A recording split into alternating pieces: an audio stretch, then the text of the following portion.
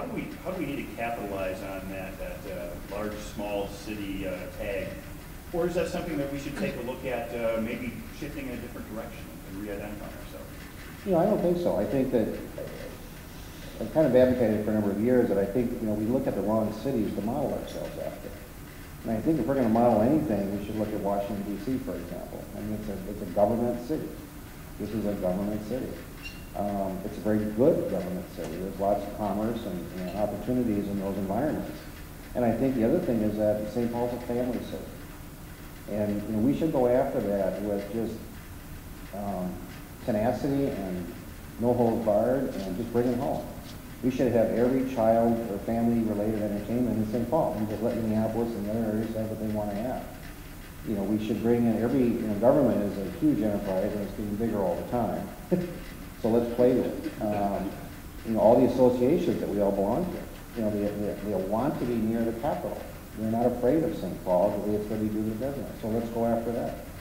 And the other thing is the medical industry. Look what's happening. I mean, this little downtown has 3 major hospitals with huge investment and wonderful doctors and medical professionals. When I heard that number about growing from 32,000 to 45,000 workers in 5 years, what other sector can claim that?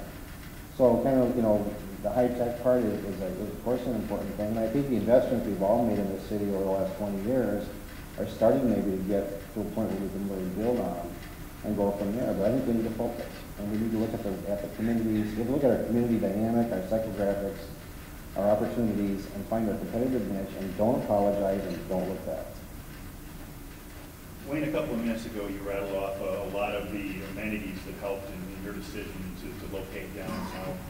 What are some of the expectations that you have of the city itself? Some of the commitments that were made by them that locked in? Sure. Well, first and foremost, my job is operating expensive. You know, as VP of Operations, we have to focus on the long-term fixed costs. And when we were actually going through this, we ended up with a pretty substantial hurdle of either staying where we were or actually making the move. And so that $400,000 really, in my mind, made the difference. So first and foremost is coming through with that. But the main thing is there was a vision outline. And in that vision was the light rail. It was building out of Lower Town. It was really looking at the mass transportation. Continuing the modernization. If you look at some of the older buildings, they're not modernized. They haven't been improved. Just staying down that path and continuing, that 10-year plan is the selling point. That I'm going to do that exact same selling point with the employees that I'm going to try to recruit in St. Paul. I'm going to try to use that charm. I'm going to try to, we're also 80% of our business is with U.S. with bigger governments and governments around the world. So we want to be able to attract them, and staying on that path of that vision is kind of key. So part of the reason why we moved is because it was a fantastic vision, and I just want to make sure that vision continues on that path. Excellent. Dave, a question for you. We're all painfully aware of the budget issues that are facing the state, and unless we've been under a rock for the last 6 months, we're also aware that a lot of those cuts are going to be coming in our direction. Municipalities are going to be taking a hit in terms of the dollars that they have been receiving from the state. How do you think that's going to affect the bond rating? Bond ratings. Well, in times of stress, the essence sort of comes to the top, and in the bond rating area, there's really 2 questions these days. One is what's going on with local budgets and how they're resolving, and 2 is what we call socioeconomic, which are property values, employment, jobs, wage levels, etc. And I think, and for St. Paul, those apply equally as well as other major cities and pretty much everybody else. First, in the budgetary area, we've kind of gotten by. Well, first, there's 2 sides, obviously: this expenditure side and the revenue side, and rating agencies are focusing on both. On the expenditure side, most people realize that things about we call the freezes, salary freeze, hiring freeze, travel freeze, those only buy a little time, and they don't go to the extent that's necessary in this environment. So they're really looking at structural changes, which say fundamentally it's going to be what aren't we going to do, what is the most important, how can we consolidate with other entities and come together provide the same service a different way. So there are significant looks at those things for people who are doing it right. St. Paul's been doing it right.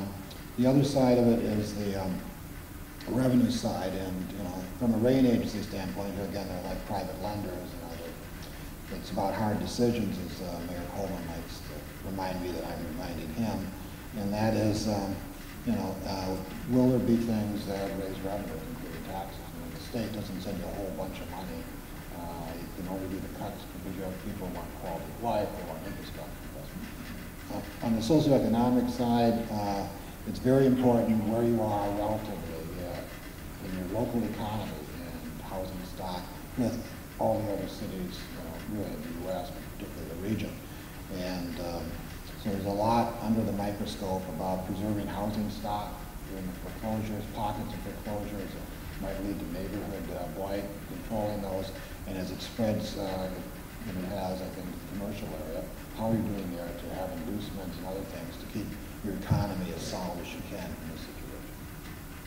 And with the development challenges that the municipalities are facing, have you seen a change in how the bond companies are making their determinations?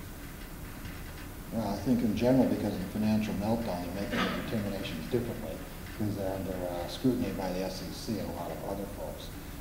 There's really a difference between Moody's and S&P. Moody's has been much more conservative. They're not doing many upgrades. S&P has been a bit more business as usual. I think there's a general conservative nature, however, to the rating agencies. So what we haven't actually seen, which is surprising, is a whole bunch of downgradings. I think mostly it's been folks staying with their methodology, other than a bit more conservative bias is pretty much the same. Bill, shift over to you. Rice Park, we've got a proposal for a stadium about 6-8 blocks to the east of us. Short-term and long-term effects of these plans. What's it going to do to St. Paul if we can get that stadium built? Well, I think first it's always psychological. The cities aren't growing, they're doing something else. And I think we now need to get St. Paul back to a point where we're growing the base again, whether that be entertainment or business or something. So I think you start with the psychological battle first. And then we become the center of people's lives. And people, you look at every suburban location in the state and around the country, they all want a downtown. And sometimes those of us downtown forget that we are valuable and wanted. So I think we need to get something going. I heard someone say, see the trains in the sky. It's always sort of a sign of progress that something's being built, whether it be a public project or it be a private project. We need to generate jobs, we need to generate excitement, we need to generate activity downtown. So it's all good because, a community is a collage of things. And so you need something for everybody and in all price points. So I think it just adds to the base for all of us that we become the place that people want to go when we live in the suburbs. And we'll go around the horn with this, but either experiences that you've had or things that you're aware of, challenges, hurdles that businesses have encountered in attempting to do business in St. Paul, doing business in St. Paul. What are some of those challenges that you've run into or are aware of other folks? Bill will stick with you. Well, I think it's a little parochial at times.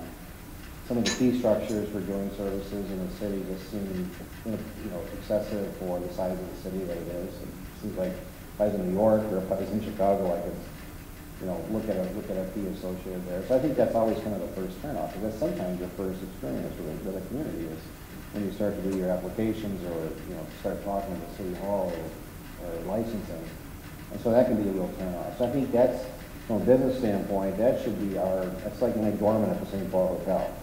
If they're crabby and don't open the door for you, it's probably not a very nice place, right? And so those points of entry when business interacts with the city are the most sensitive first impressions. And I think that all in all, we're an affordable city, but we have to get past that first impression.